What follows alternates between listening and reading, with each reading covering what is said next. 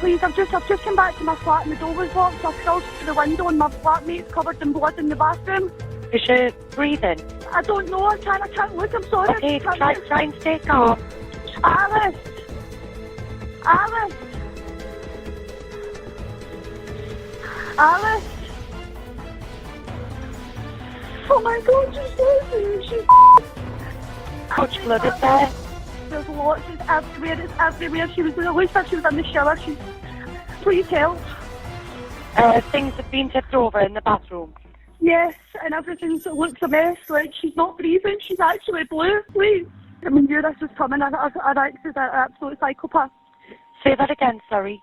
She put in a complaint in about her ex and she phoned 101 at the weekend to report that he's tried to get in contact and he says we're going to do nothing. Now this has happened. Right, who tried to contact her at the weekend? No, she's contacted 101 because she put in a statement about him 2 weeks ago. And about who? Our ex-boyfriend, Harry Dhillon.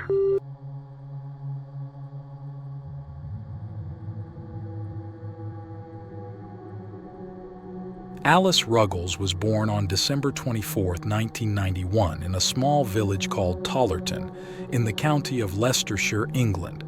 She was the third of 4 children, with her father being Cliver Ruggles, an astronomer, and her mother Sue Ruggles, a high school teacher. From a young age, Alice was a lively and humorous student, also excelling as a fencer in both junior and senior school.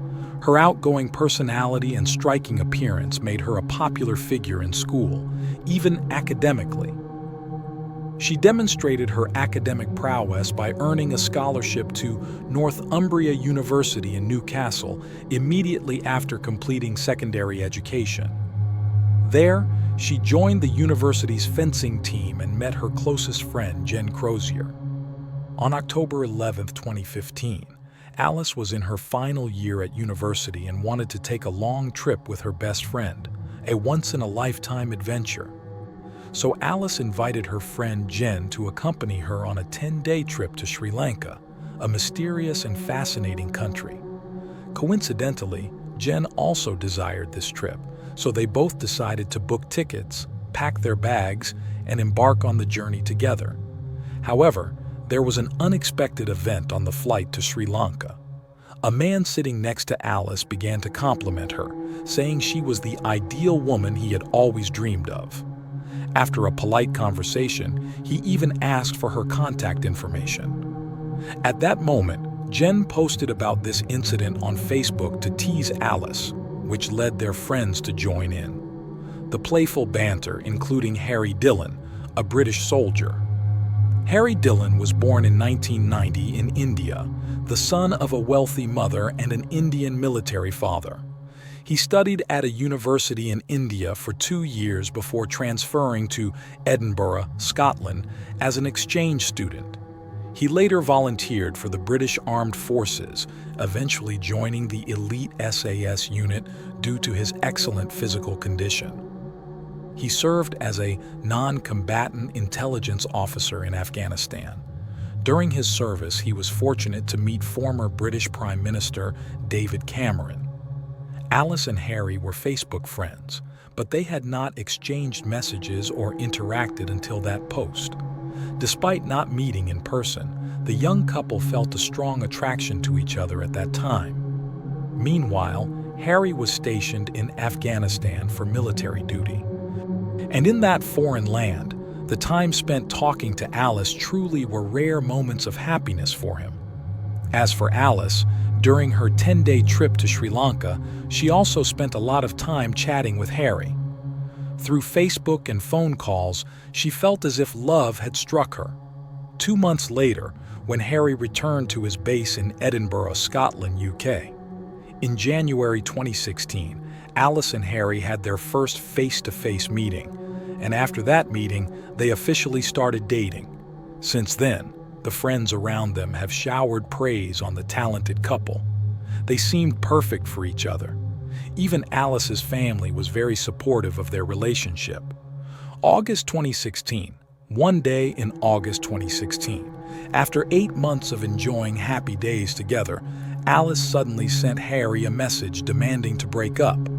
Harry was thunderstruck and asked her what had caused her change of heart, but she only said that the trust they had for each other had long been broken and they could never reconcile again. Unable to accept the sudden and unilateral breakup, Harry begged Alice with tears, but it wasn't enough to change her mind. Alice, please. Please, please, I can't do it.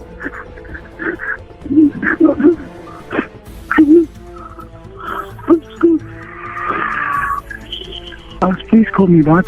Please. I just want to speak to you. There's nothing else. I don't even know if you're getting these voice messages, but please can you call me back? Thank you. Alice, a talented girl, was working at a satellite transmission station in Newcastle, UK, Sky. She was extremely excited when she heard the news that she was getting promoted today. Unable to contain her excitement, Alice went to meet her superiors and thank them before leaving with Mike. In Newcastle, Tyne and Ware, Alice stepped out of her boss's car and walked a few steps home. At 5:45 p.m., Alice sent a message to Mike, a former British soldier she was officially dating, along with a photo of the dress she planned to wear for their weekend date they had scheduled. Mike replied, "What about a drink this Friday?" Alice responded, "Sure, nothing beats a drink." At 6:30 p.m., Alice's colleague and roommate, Maxine McGill, tried to enter the house, but the door was locked. Surprised that Alice wasn't home at this hour, Maxine sensed something was wrong. She climbed over the backyard wall and entered the house through a small kitchen window. Inside, she smelled something foul and immediately felt something was amiss. She went straight to the bathroom where the smell was coming from and found Alice lying motionless on the floor with blood on her neck. Panicked, Maxine quickly called the police. Please, I've just come back to my flat and the door was locked. I've crawled through the window and my flatmate's covered in blood in the bathroom. Is she breathing? I don't know. I can't look. I'm sorry. Okay, try and stay calm. Alice! Alice! Alice! Oh my God, she's How much blood is there? There's lots. It's everywhere. She was, it looks like she was in the shower. Please help. Things have been tipped over in the bathroom. Yes, and everything looks a mess. Like, she's not breathing. She's actually blue. Please. I mean, knew this was coming. I think she's an absolute psychopath. Say that again, sorry. She put in a complaint in about her ex and she phoned 101 at the weekend to report that he's tried to get in contact and says we're going to do nothing. Now this has happened. Right, who tried to contact her at the weekend? No, she's contacted 101 because she put in a statement about him 2 weeks ago. And About who? Her ex-boyfriend, Harry Dhillon. After the phone call with Maxine ended, about 10 minutes later, the police and ambulance arrived at the house, but Alice had passed away. Another group of police immediately arrested Harry, who later denied all accusations. He stated that he didn't meet Alice that day and didn't harm her. He also mentioned some men whom Alice had met on the Tinder dating app, suggesting that one of them might be the perpetrator. Returning to around April 2016, when Alice and Harry were dating, Alice gave up many close relationships to spend time with Harry. Their relationship became increasingly tense as Harry tended to be controlling and criticized her clothing choices and behavior. Alice also experienced significant weight loss and became more introverted. After receiving a message from a woman on Facebook, Alice broke up with Harry due to his controlling and jealous nature. Despite Harry's attempts to reconcile, Alice blocked all communication with him. During the 2 months from August to September 2016, Harry began sending about 150 emails, audio recordings, and videos to Alice every day, threatening to distribute their intimate photos if she didn't contact him. When Alice continued to ignore Harry, he started hacking into her Facebook and email using IT skills he learned in the military. Upon receiving a warning from Facebook, Alice quickly tried to change her password. Harry immediately messaged Alice, telling her that he didn't need her password and could still access everything. On September 30th, 2016, Harry knocked on Alice's window, leaving behind vibrant red roses and chocolates before disappearing, along with leaving a voicemail for her. After we spoke and you didn't want to speak, well, you didn't want to call me again, so that's why I decided to come down, just give you flowers and chocolates. Now I'm on my way back. If you want to take it, you can take it. If you want to bin it, you can bin it. It's completely up to you. I just wanted to do something just to say I'm sorry and show that I really am sorry. And yeah, that's the least I could have done. But I know you're not going to come out in front of me and speak to me, so that's why I left it there. If you ever want to speak to me, it'll be good. If you don't, there's nothing I can do. Anyways, sorry for waking you up. Hope you have a good night's sleep. Bye. Shocked and horrified by the scene, she burst into tears. After composing herself somewhat, she thought it over and decided to call the police. Evening, Northumbria Police. Chris, how can I help you? Hi there. I just need a bit of advice, really, more than anything. So I split up with my boyfriend about 3 months ago. Since then, I know that he's hacked into my Facebook and also my phone. He's been sending me a lot of messages, even though I've asked him not to contact me. And basically, like, just messaging my friends and things. And then tonight, he's well, I had a knock at my door. And, well, he'd sent me a message saying I've been in the garden since 5. I had a knock at my door. And then when I went and looked, I've got like a little, the thing that you can look through, and there was no one there. And then it happened again 2 or 3 times. And then he's come round the back, knocked on my bedroom window at the back of my flat, it's the ground floor flat. He's been outside and he's like left some flowers and chocolates on the outside windowsill, and he walked off. He's not done anything, but I'm concerned. I've been putting off, my friends have been telling me to call the police. I've been putting it off, but I just feel a bit shaken up tonight. So well, it can be classed as harassment. Yeah. Which is a crime. Yeah. Initially, the police listened attentively to Alice, but they didn't take it too seriously, thinking it was just a minor argument after breaking up with her ex. However, in response to Alice's urgent request, the police assured her that they would issue a warning to him, which they referred to as a Police Information Notice, PIN, similar to a restraining order. However, this type of warning had a certain level of severity but was not legally binding. So, even though Harry received this warning, his friends, including his superiors in the military, friends and family, knew about it, but he still had no intention of stopping. A week after Alice's frightened call on October 7th, Harry continued to send her a small package containing all the letters he had kept and photos of the happy times they had together. When she opened it, Alice was once again horrified and shaken with fear, prompting her to call the police again. Hi there. I've been in touch with the police. Somebody's been issued with a PIN so that they can't contact me. However, I've had a letter off them. Who was it from? Harry Dhillon. So is that who the pin's against, is it? Yeah. And can I take your name? Yeah, it's Alice Ruggles. It says at the bottom he won't contact me, this will be the last I hear from him, but he's said that a lot of times and he never does seem to stop. I'll let him know you want someone to contact you. Yeah, please. Okay. Alright, thank you. Yeah, that's fine. Thanks, bye. 5 days after noon on October 12, 2016, Harry took his BMW and drove from his camp in Edinburgh to Alice's house in Gateshead, taking about 2.5 hours.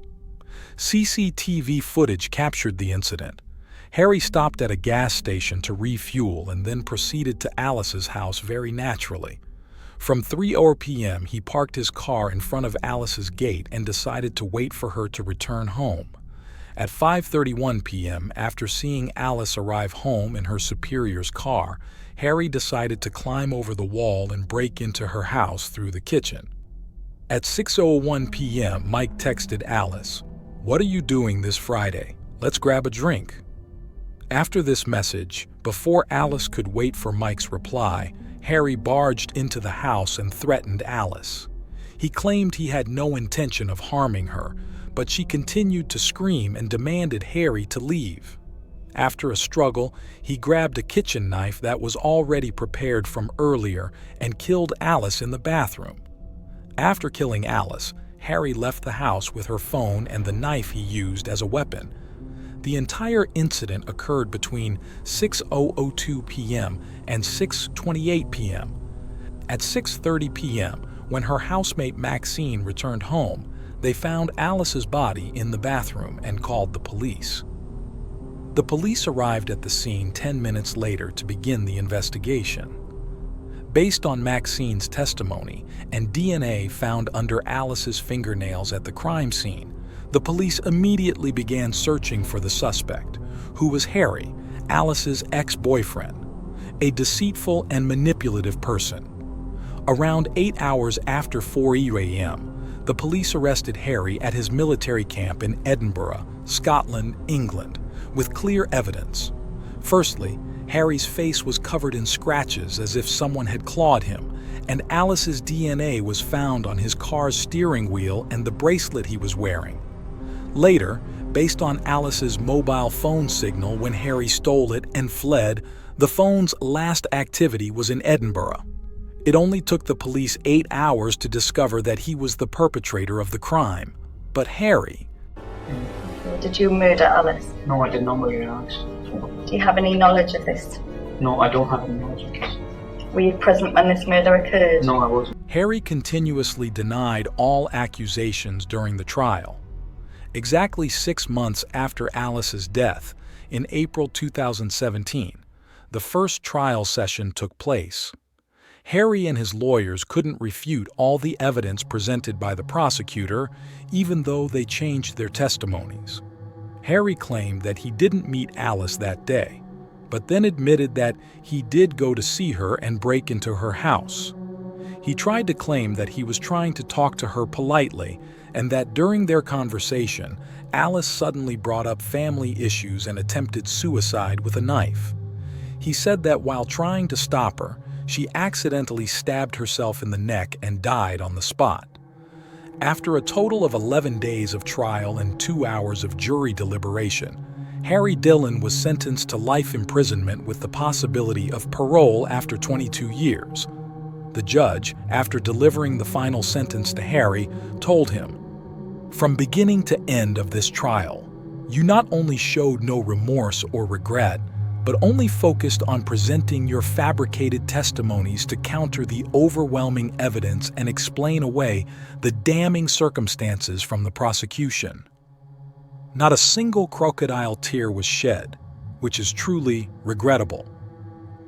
Immediately after that, Harry appealed, claiming that the verdict was unfair, but the court rejected it and upheld the sentence. The heartbreaking details of the case revealed some disturbing truths. 1. 3 years before Harry started dating Alice, he had another girlfriend whom he also obsessed over. She shared with the media that while they were in a relationship, he appeared sincere, but one day he suddenly assaulted her on the street and dragged her face on the pavement because she didn't obey him. Because of this incident, she reported him to the police, who issued restraining orders against him throughout the Northumbria region. However, when Harry received Alice's call, the local police department responsible for Gateshead and Newcastle didn't even check his history of previous restraining orders, leading to the ineffective issuance of the PIN warning, not realizing that it wouldn't have any effect on such a cold-blooded person now. 2. On the day of the incident, October 12th, Harry parked near Alice's house at 2:30 p.m. and waited for about 4 hours. According to Harry's phone activity history while waiting in the car, he was still mentally planning his next date with a new girl he had met on the Tinder app. It was clear that he didn't really value Alice but was just possessive. 3. There were large pools of blood in the bathroom where Alice was murdered. The forensic examiner stated that in the final moments of the attack, Alice was in a kneeling position, with her upper body facing the floor and only her neck facing upwards. She was stabbed in the neck with a knife a total of 6 times before she died. In other words, Harry killed her like an executioner, a prisoner. 4. The Northumbria Police, the unit responsible for this case, expressed regret for not being able to provide clear solutions despite Alice's 2 reports to the police. They also took disciplinary action against 2 officers involved in the case. Following this incident, they added a provision regarding Stock King crimes post-breakup. 5. Tragic as it is. Before the incident, Alice's parents, Sue and Clive, were fully aware of Alice's erratic boyfriend, Harry, and the threats he had directed at her over several months. However, Sue had advised her daughter to ignore Harry's erratic behavior, believing that eventually he would grow tired and stop harassing her. Little did they know that just 2 days after advising Alice not to be too preoccupied with Harry, she would be brutally murdered by her ex-boyfriend's jealousy. 2 years after her painful and horrifying death, the elderly couple, Clive and Sue, finally found the courage to face the immense loss in their family. They discussed and, at their own expense, established the Alice Ruggles Fund in their daughter's name. They continued their social work for women in the UK who are targeted by stalkers and post-breakup criminals. Thanks to their proactive efforts, the UK Parliament is now enacting stricter regulations for Stock King criminals in every city. Alice was just 24 years old, radiant, cheerful, and full of hope for the future. However, everything, including her life, was taken away in just one afternoon by her obsessive ex-boyfriend, devoid of humanity. In love, some people like Harry often think only of themselves and always want their partners to follow their desires. They are ready to blame others if they fail to meet their expectations. But they forget that the essence of love is voluntary and cannot force others to love them, no matter how much they desire it. Clearly, love has no place for petty possessiveness.